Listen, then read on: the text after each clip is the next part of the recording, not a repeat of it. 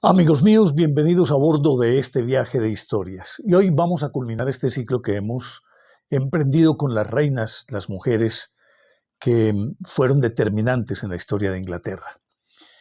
Ya verán ustedes de qué se trata. Pero antes, los voy a invitar para que compartan y comenten estos contenidos con sus amistades alrededor de una buena taza de café. Los invito a que se suscriban en mi canal de YouTube, que es Néstor Armando Alzate, y lógico, denle me gusta. Activen la campanita para recibir notificaciones. Y quienes deseen formar parte de mi fanpage en Facebook es Néstor Armando Alzate TV 2021. Les decía pues que vamos a culminar este ciclo y ya vimos cómo mujeres como Leonor de Aquitania, Isabel la Loba de Francia, María Tudor, Bloody Mary, la reina sangrienta, Isabel I, que gobernó 44 años y ya les conté toda su historia. Y ahora me tengo que referir a dos mujeres que han sido determinantes.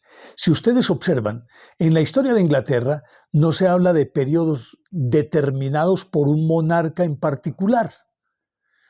De pronto se habla de Enrique VIII, pero más Enrique VIII no tanto como estadista que fue, un rey brillante, absolutista en todo el sentido de la palabra, un hombre que no se paró en mientes para decapitar a dos de sus esposas, un hombre que fue en su momento demasiado duro, pero fue un gobernante capaz. Por lo menos tuvo la personalidad suficiente para gobernar de una manera tal que no se podía discutir lo que él decía ni pensaba. Algo que heredó su hija Isabel I, que hizo más o menos lo mismo, pero en versión femenina, la famosa Reina Virgen, que le dio realmente a Inglaterra la identidad que hoy tiene. Pero luego vino una seguidilla de reyes después de Isabel, que realmente pues pasaron a la historia no por sus ejecutorias, no porque hubieran hecho algo grandilocuente o hubieran sido determinantes, no, simplemente pasaron a la historia porque fueron reyes de Inglaterra. Pero luego con las mujeres sí se dio lo contrario de los hombres. Decíamos que no hubo acontecimientos o cosas grandes de determinados reyes que dijeran que marcaron la historia, pero las mujeres sí. Por eso se habla de la época isabelina, la Inglaterra isabelina, que entre otras cosas pues tuvo un muy buen tiempo para gobernar, fueron 44 años. Y luego llegó una muchacha regordetica, más con un aspecto de ama de casa que otra cosa, que siendo muy joven era linda, pero luego en el matrimonio y a raíz de los 9 hijos que tuvo, obviamente se volvió una mujer rechonchita, carillena, y que inclusive llegó a tener el título de la abuela de Europa. Estamos hablando de la reina Victoria. La reina Victoria fue una mujer que a la hora de la verdad no tenía en sus planes ser reina, no podía por ningún lado. Pero una seguidilla de muertes llevaron a que ella, siendo sobrina de Guillermo IV, que era quien estaba reinando, resultara de reina. Y en 1837 ella accedió al trono. Era muy niña. Accedió al trono y aunque había sido educada, porque prácticamente los últimos 10 años de la vida del rey anterior, se tenía ya dado por sentado que ella iba a ser la reina. Naturalmente que las circunstancias eran un poquito ambiguas por el hecho de que no había un heredero. Este rey tuvo como 10, 12 hijos, pero ninguno legítimo, ninguno con su esposa. Por lo tanto, no tenía descendencia real.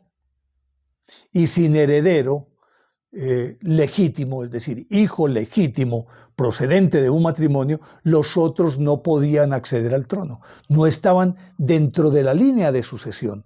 Pero entonces esta muchachita, que era su sobrina, sí, y él le tenía un especial afecto. Entonces se daba por sentado que ella habría de ser la reina, pero la línea ambigua radicaba en el hecho de que en ese lapso, en esos 10 años, él podría tener un heredero. Y si tenía un varón, obviamente, hijo, él habría de ser el rey. Por lo tanto, era una situación muy extraña para esta muchachita Victoria. Al final de cuentas se dio y ella en 1837 subió al trono. Subió al trono, comenzó a gobernar. Naturalmente que tenía un grupo regente, pues su asesor. No digamos lo regente porque ella ya era mayor de edad y de facto era reina de Inglaterra. Pero obviamente tenía que apoyarse en un grupo de consejeros.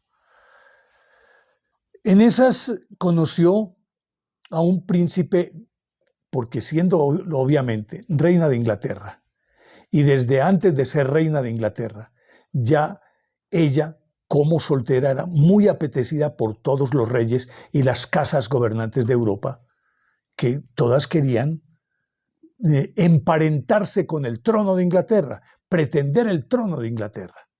Pero ella era reacia a este tipo de cosas. Había sido educada de una manera muy rígida, inclusive durante prácticamente toda su niñez y aún ya siendo reina, dormía en el cuarto de su mamá y tenía preceptores, pero preceptores privados. Y entonces ella la educaron de una manera muy especial y era una muchachita solitaria. Lo cierto del caso es que conoció a Alberto de Sajonia, un hombre que dicen que para los patrones estéticos de la época como que era una estampa de hombre, pero uno mira y dice, no, esta es la estampa de hombre. Lo cierto es que ella se enamoró profundamente de él y él de ella, y se casaron. Cuando se casaron, él supuso que podía de alguna manera intervenir en los asuntos del Estado, dado que su esposa era la reina. Pero ella le dijo, un momentico, aquí la soberana soy yo, amigo. Así que vaya con cuidado. Sin embargo, él era muy incidente en lo que ella fuera a resolver, lo que ella fuera a decidir, él estaba presente y era su gran consejero. Era un tipo rígido, diríamoslo austero, pero aparte de eso, moralmente muy fundamentalista y muy religioso. Tanto es así que se habla de la época victoriana como una época de pacatería, de mojigatería, de un montón de cosas, de conservadurismo, pero realmente no era por parte de Victoria, sino por parte de su esposo. Imagínense que él, cuando uno de sus hijos, el heredero, Bertie, que luego llegó como Eduardo VII al trono de Inglaterra, se acostó por allá estando él prestando servicio militar en un buque, le llevaron una muchacha y se acostó con ella. Pues a él vinieron y le contaron y se fue, Alberto. Y como que lo pilló en el acto, lo pilló en esas. Y fue tal el impacto que le produjo que se enfermó. Inclusive Victoria decía posteriormente que él se había muerto por culpa de las travesuras de su hijo Bertie, que así le decían coloquialmente a ese futuro Eduardo VII. Lo cierto es pues que entonces con este Alberto llevó una vida muy apacible, estuvieron profundamente enamorados durante todo el matrimonio, tenían dos personalidades que eran complejas pero convergían, ambos eran muy celosos y muy posesivos, pero a la hora de la verdad la reina se imponía porque era la reina. Lo cierto es que tuvieron 9 hijos, entre ellos Víctor Alberto Duque de Clarence, de quien se dice, es un, diríamoslo, un chisme que hizo carrera, y que a la hora de la verdad, pues, de acuerdo con las investigaciones que se han hecho, no tenía realmente fundamento, pero que se dice que fue uno de los candidatos o uno de los sospechosos de ser Jack el Destripador, por sus andanzas nocturnas, porque él se perdía por esas callejuelas intrincadas de Whitechapel, en donde ocurrieron los asesinatos de Jack el Destripador. Entonces decían que él pudo ser uno de esos sospechosos de ser el Jack el Destripador. Y los otros obviamente tenían personalidades muy disímiles, entre ellos Bertie, que era el hijo mayor, que era la cara opuesta de su papá. Mientras tanto, Victoria iba tomando el poder, el control del poder con una mano férrea, pero al mismo tiempo con la ternura de una matrona, de una mamá. Y prácticamente en su época, Inglaterra se expandió de tal manera que nunca antes había tenido unos dominios tan supremamente amplios, tan amplios como los tuvo cuando la reina era Victoria. Fue la época colonialista, entonces tenía posesiones en África, posesiones en Asia. Llegó a ser, inclusive en 1876, la declararon como emperatriz de la India, porque la India era un protectorado y tenía virrey, pero ella era la reina. En África lo mismo, en Rodesia, en Sudáfrica, tenía posesiones en América, Australia, Nueva Zelanda. Todas eran posesiones que se habían adquirido o que se habían cuajado durante su reinado. Por lo tanto, ella era una reina impresionantemente influyente en el mundo, era la gran potencia del planeta, Inglaterra, bajo la égida de la reina Victoria.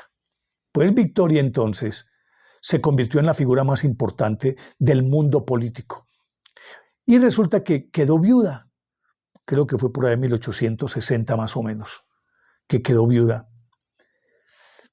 Y al quedar viuda quedó desolada. El amor infinito que sentía por su marido la llevó a cosas tales como que se acostaba y entonces tenía un camisón, el camisón de dormir de Alberto, lo tenía al lado y la acariciaba, un mechón de su cabello, y mandó a hacer una mano. Cuando él murió, le tomaron un molde de su mano y ella se abrazaba a esa mano para dormir.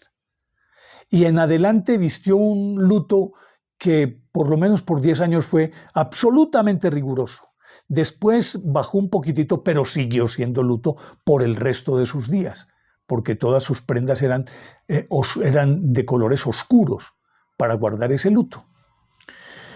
Pues Victoria entonces, sin ese apoyo tan fundamental para ella, siguió gobernando hasta que se adaptó a las circunstancias y continuó manejando los hilos de una forma tal que ningún hombre habría podido hacerlo de una manera tan hábil, tan supremamente hábil. Y, como decía, durante su reinado, la expansión de Inglaterra fue inconmensurable, inconmensurable. Y tuvo la gran fortuna y el talento, porque aunque los primeros ministros siempre salían del Parlamento, y regularmente son primeros ministros que salen del partido mayoritario en ese momento, y de manera natural el jefe de ese partido se convierte en primer ministro, pero es la reina la que tiene que dar el visto bueno para que lo sea.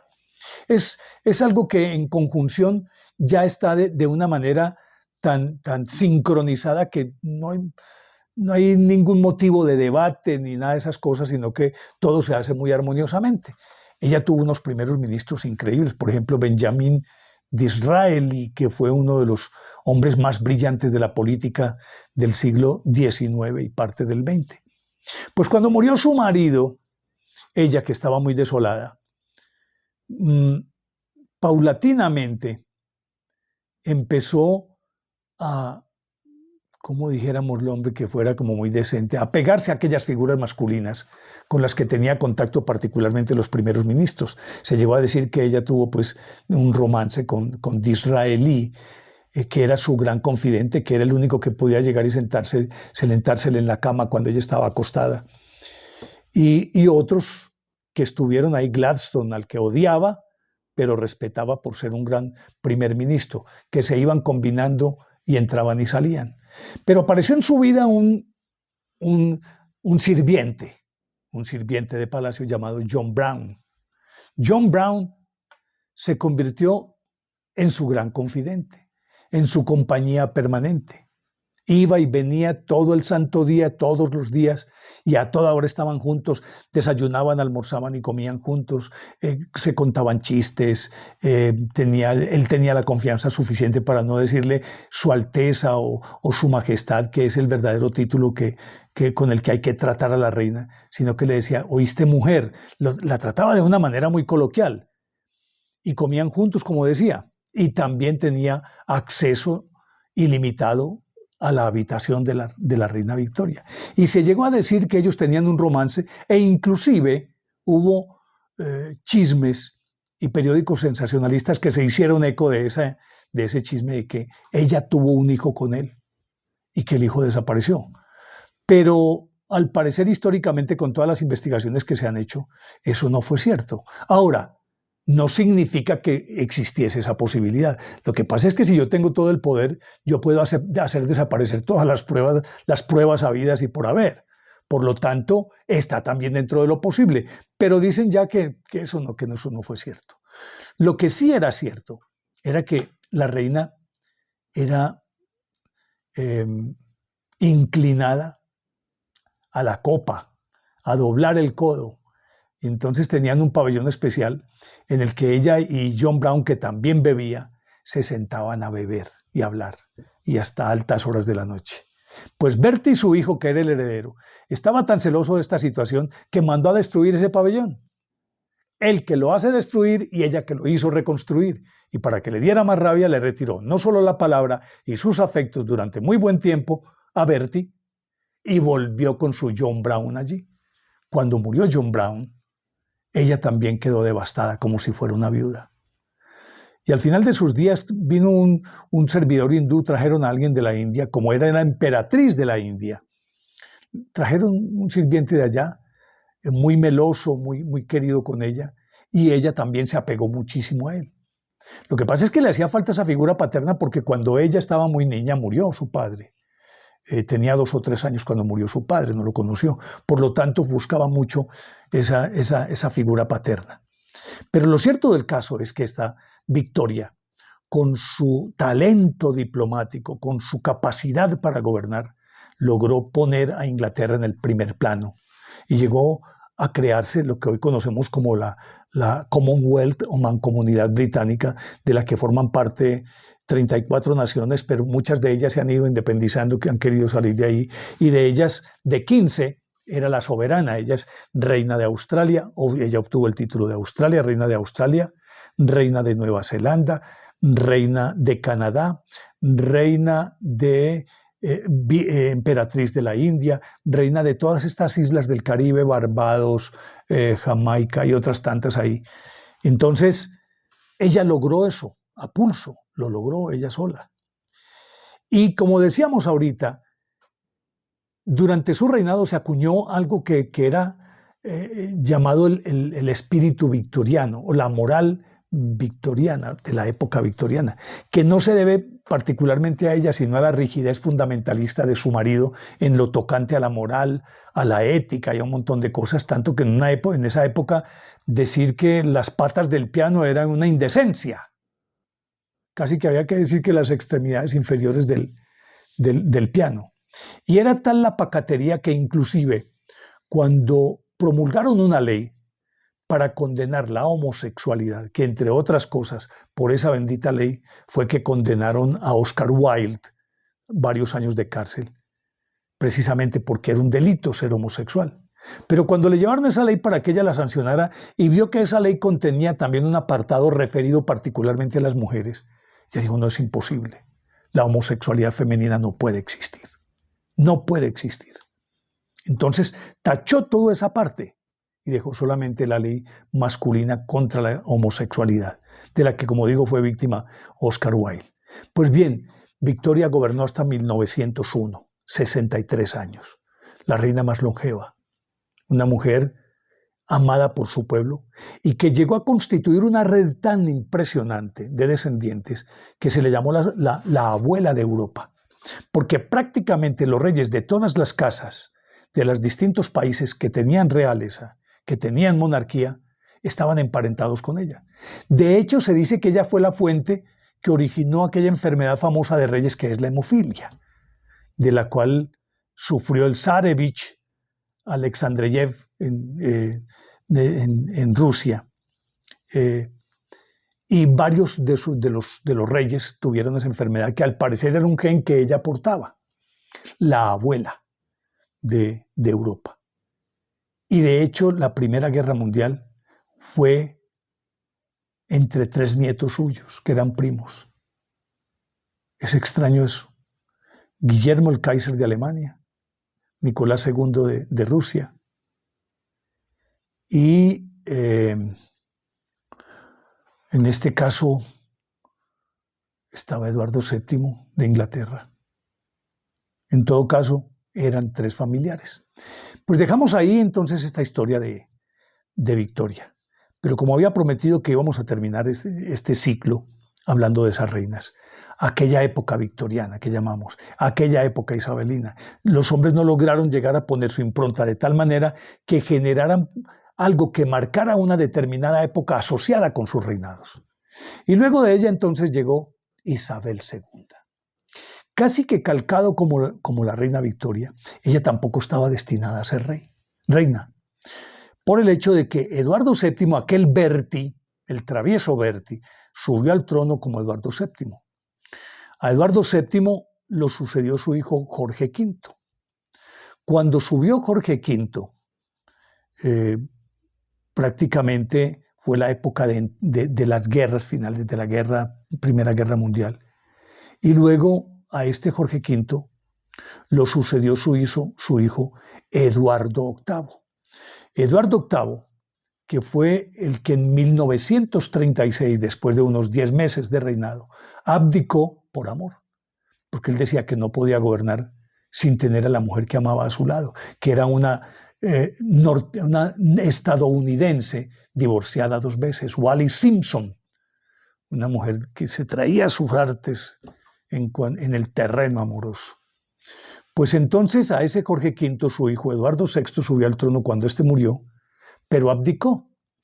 Entonces, como abdicó sin herederos, entonces abdicó en su hermano, que subió entonces como Jorge VI en 1936. Jorge VI, padre de Isabel, que había nacido el 21 de abril de 1926. Y había nacido, pues, una muchacha tranquila, porque no tenía en sus planes ser reina. Pero cuando, por la renuncia de Eduardo VIII, que se convirtió en el duque de Windsor, llegó Jorge VI, aquel cuya película famosa, El discurso del rey, lo hace aparecer como un hombre tartamudo, una persona se le dificultaba mucho hablar en público y que de hecho en su vida normal era tartamudo. Sin embargo, fue un rey muy eficiente y muy querido por su pueblo. Entonces su hija pasó a ser la primera en la línea de sucesión. Y eso fue lo que ocurrió. Ella llegó al trono en 1952, se casó en 1947 con un noble que procedía de las casas de Grecia y Dinamarca, de la familia Mountbatten, pero resulta que tenía un problema, que eran de aquellas casas monárquicas que a la sazón ya habían caído prácticamente, digamos, lo que, no en desgracia, sí, pero que habían languidecido, que ya no tenían el protagonismo del siglo XIX. Y por lo tanto, era un noble que era militar, pero no tenía nada de plata, no tenía sino títulos. Con todo, y ella se enamoró de él, se casó con él en 1947 con Felipe de Mountbatten, se casó con él. En principio, la reina madre no quería que se casara con él. Y su padre era un hombre muy tolerante y le dijo, claro que sí, mija. Entonces se casó con él. Y desde el principio, pues ella absolutamente enamorada de su marido y él aparentemente de ella también.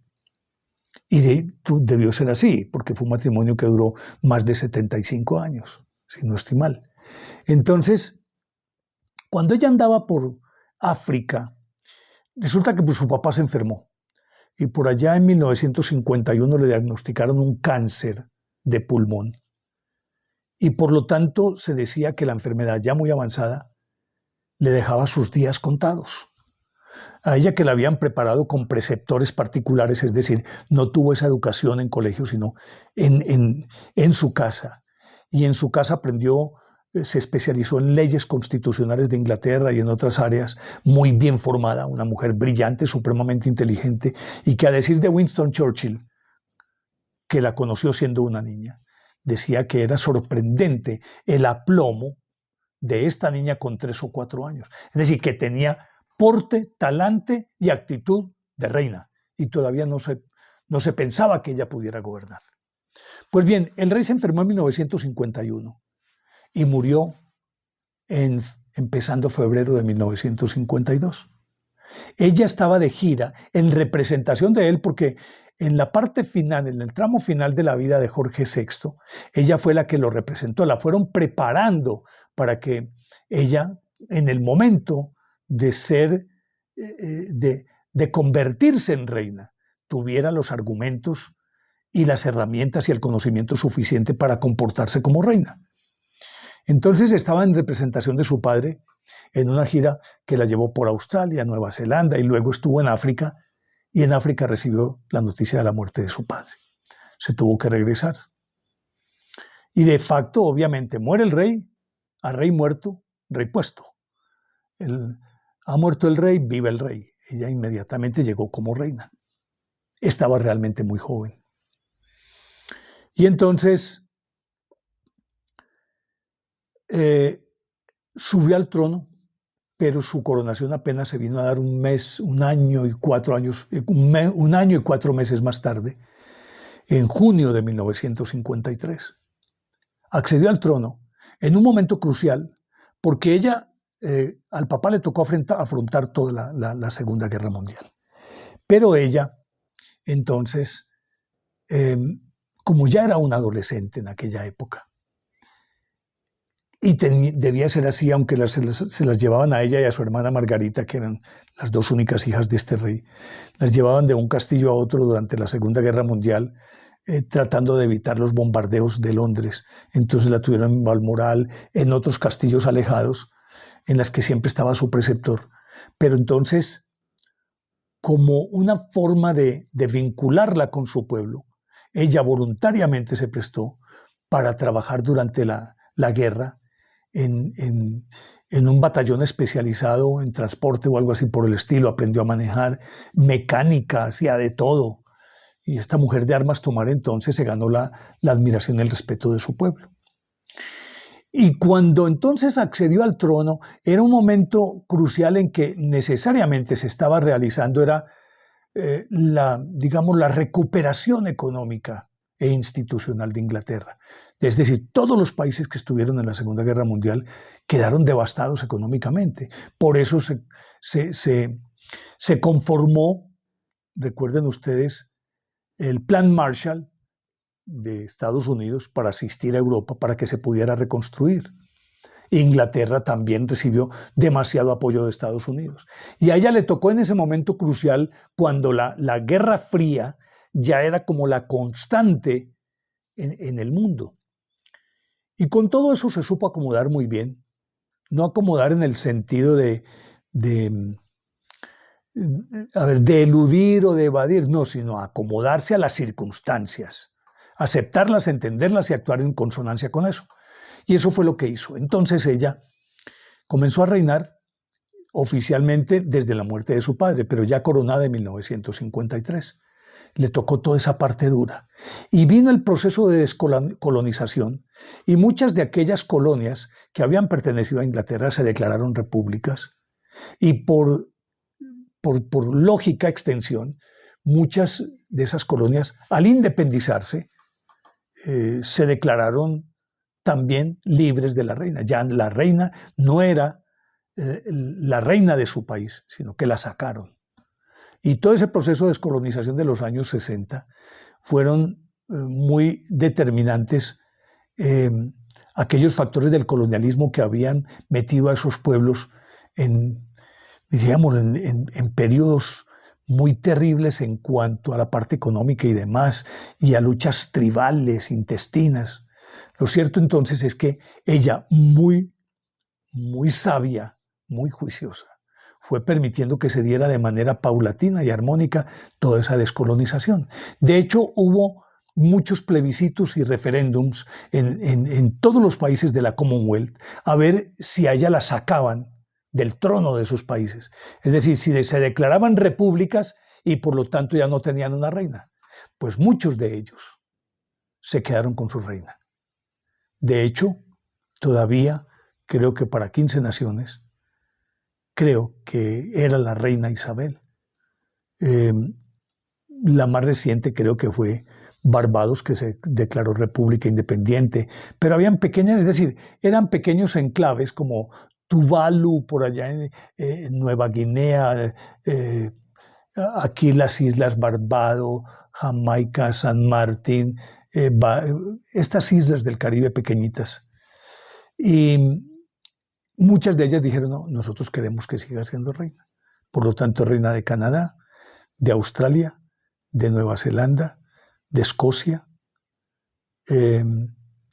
y diríamoslo, emérita de otros países que participan de la mancomunidad británica. Ella supo capotear muchísimas cosas. Para empezar, su hermana, que era la díscola Margarita, la puso en la primera encrucijada cuando pretendió casarse con un divorciado, lo cual no permitía a la iglesia anglicana, de la que era cabeza su hermana, la reina Isabel, con Townsend, Peter Townsend. Y ella no le dio permiso. Y así por el estilo tuvo que introducir la monarquía en el siglo XX y acomodarse a las nuevas circunstancias en el siglo XX. Y lo hizo de una manera muy juiciosa, muy sabia esta mujer.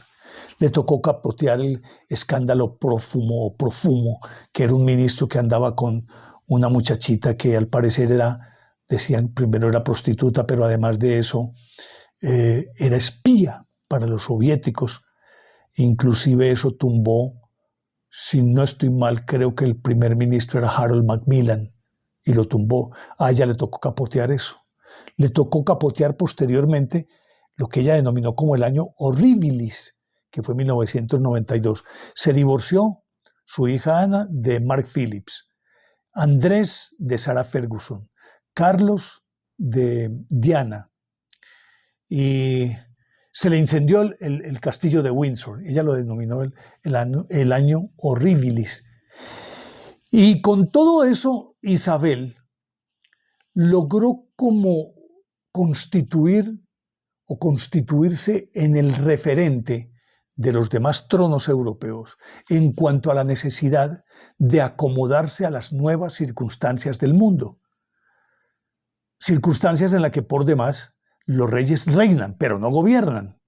Y en eso ella fue muy inteligente. Aparte de eso, esta mujer tuvo también la perspicacia y tuvo esa sensatez de jamás opinar públicamente sobre política, sus convicciones políticas o religiosas.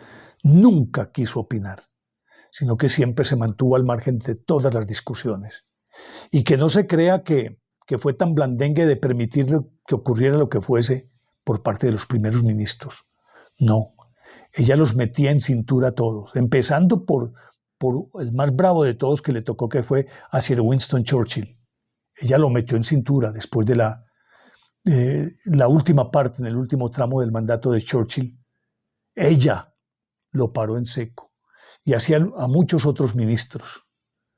Y cuando tenía que gruñir como reina, gruñía, independientemente de que lo que ella dijera no necesariamente tenía que ser aceptado por la Cámara de los Comunes y por la Cámara de los Lores. No. El Parlamento en ese caso es independiente, pero ella tenía tanta autoridad moral que inmediatamente la reina hablaba y todo el mundo decía, sí, su majestad. Así de sencillo.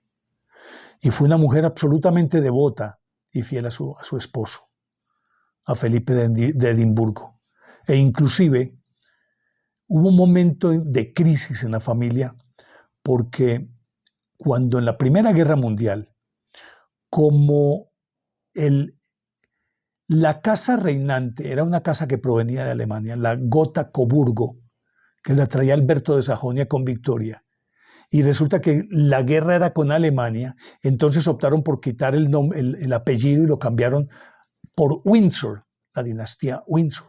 Pero cuando llega Felipe, que es Mountbatten, ella adopta el apellido de él, pero después se devuelve, y entonces Felipe decía que era el único papá de Inglaterra que no tenía derecho a darle el apellido suyo a sus hijos. Y ella se le plantó y le dijo, no señor, esta es la casa Windsor. Y así fue, sin ningún problema. Lo cierto es que ha muerto Isabel, una mujer atinada, sensata, prudente, una mujer de una gran autoridad moral, con una familia que en pleno siglo XX no podía acomodarse a las estructuras rígidas del siglo XIX, ni aquella época convencional en la que a ella la educaron, sin embargo, supo adaptarse. Y hoy se discute si realmente tienen sentido las monarquías en el mundo, o si es una institución que debe desaparecer. Y eso involucra a Felipe VI de España y a otras casas reinantes en Holanda, en Dinamarca, en Suecia, en Noruega. Pero ella fue la que dijo, si el rey se necesita más como emblema de la soberanía y de la autoridad moral de un reino. Y eso fue lo que hizo Isabel II, que sin tener la arrolladora personalidad de Isabel I, ni tampoco la capacidad de la reina Victoria para ponerle su sello personal a su reinado, a su manera, ella forjó la Inglaterra del siglo XX. Ese es el legado que deja Isabel II de Inglaterra. Una mujer menudita, pero de un carácter fuerte, pero aún con ese carácter fuerte, con la capacidad y la sabiduría suficiente para acomodarse a las circunstancias. Por eso Inglaterra hoy la llora, porque, como hemos podido ver, han sido las mujeres las que le han dado la personalidad a Inglaterra. No han sido los hombres, sino estas mujeres de las que hemos hablado. Por eso terminamos aquí este microciclo, recordando Leonor de Aquitania, Isabel la Loba de Francia, luego María Tudor para bien o para mal, Isabel I, Victoria e Isabel II.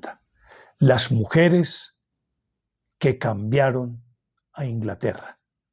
Acaba de morir Isabel II, paz en su tumba, pero su huella con seguridad seguirá marcando el destino de Inglaterra, porque Carlos III, este duque de Gales que acaba de acceder al trono, no tiene la personalidad de su madre, no tiene el talante ni la capacidad para gobernar que tiene ella. No lo digo yo, lo dicen los entendidos, que Carlos debe ser un rey de transición, pero que realmente el que está preparado para ser el rey que necesita Inglaterra es Guillermo, el hijo de Carlos. Llegamos al final de este ciclo, espero que les haya gustado.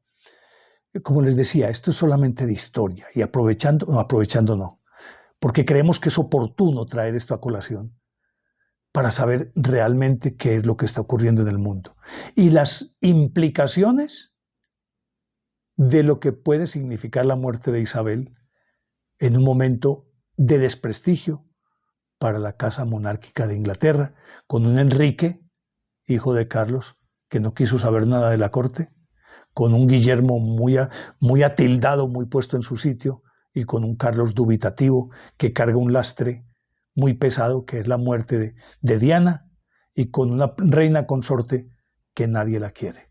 ¿Qué va a pasar? ¿Será que es el fin de la monarquía de Inglaterra? Habrá que esperar. Así que por ahora a ustedes muchísimas gracias. Espero que les haya gustado. El capítulo de hoy fue muy largo, pero debía comprimir toda esta información. Y no les dejo la inquietud de siempre porque no tiene sentido preguntarles, pero sí el agradecimiento por haberme acompañado. Y entonces nos vemos en el próximo capítulo. Por ahora, gracias. Chao.